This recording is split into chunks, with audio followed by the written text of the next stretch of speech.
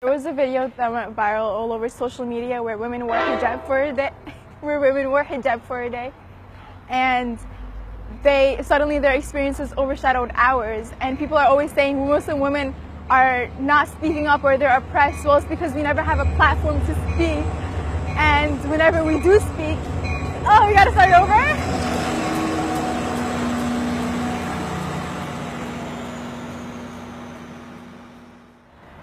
I'm Egyptian and this is my sister.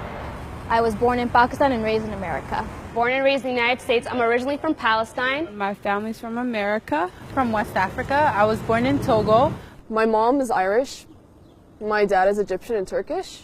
I was born in Indonesia, raised in Indonesia. I originally started wearing the hijab when I was in 9th grade. I started wearing hijab when I was in the 8th grade. I was going to a Catholic school at the time, so I was one of 3 girls in the school who was wearing hijab. When I first started wearing it, I was wearing it mainly because my friends were wearing it. My mom did it, my sister did it, but I also felt a spiritual high and I felt like it was my time. I'm the one who used hijab first before my mom. And no, I'm not deprived or oppressed. No one forces me to wear hijab. In the rare cases you might find that there are Muslim women that are forced to wear hijab, but that's not Islam whatsoever. I'm telling you, this was my decision. My dad didn't force me. My parents did not force me. I wear hijab first and foremost for God, but over the years it's become part of my identity. It's shaped who I am right now. It's become a part of my skin. It's become a part of who I am, and without it, I'm not me. Being Muslim and being black and being a woman, it is a lot. It's a lot of minorities put into like one, and it is a lot to hold on my shoulders, because some days I wake up feeling so much stress, and sometimes you itch in your own skin. Once I started learning about the feminist movement during my junior year in high school, that's when I actually started wearing hijab, like with my heart. Like I started wearing it intentionally or deliberately. There's nothing that really limits me just because I wear hijab. A lot of runners tend to be naked while they're running. Not naked, like sports bras, short shorts, and I felt it was going to be even more awkward running with a long sleeve shirt, long pants, and a headscarf to add on. And I remember my coach was like, "You still want to wear your shorts over that?"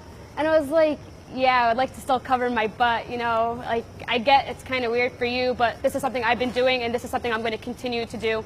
I'm not going to change my personal comfort and my religious rules for a sport." I think that my behavior has definitely changed after I wore hijab because I expected more for myself.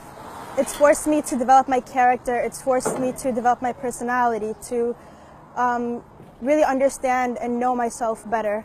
The most ridiculous thing I've been asked is like, "Oh, what's the color of your hair?" And I usually respond normally. I tell them the color of my hair. Or like, "Do you shower with that on?" And I'm like, "Yeah, totally. I shower with this on." Somebody will come up to me like, "Wait, do you speak English?" And I'm like, "Yeah, I speak English." "Does your dad know what your hair looks like?" "Yes, my dad knows what my hair looks like."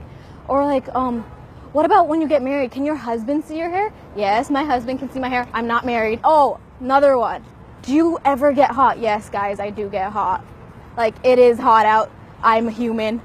My face is melting currently. It's okay." I used to work in New York in Whole Foods, and my coworkers had no idea what Islam was.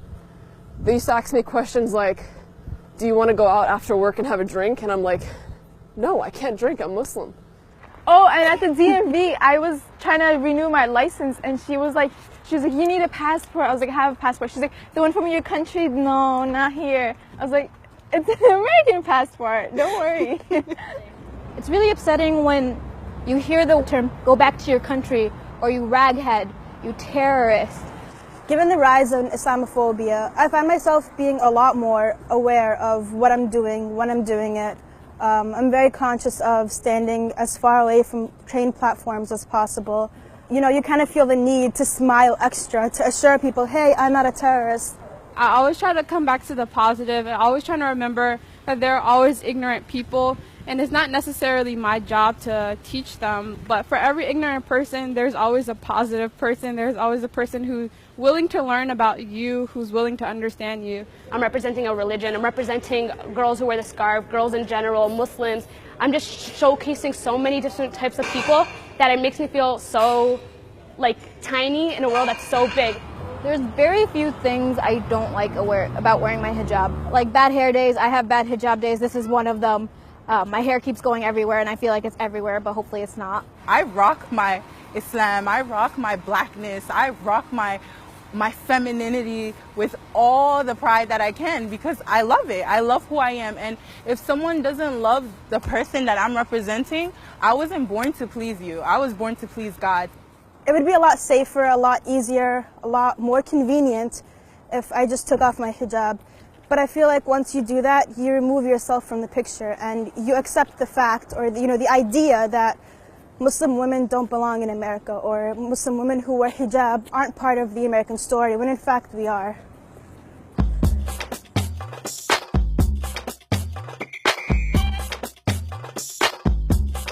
There's nothing really I don't like about it, honestly, except for when I have bad hijab days like today.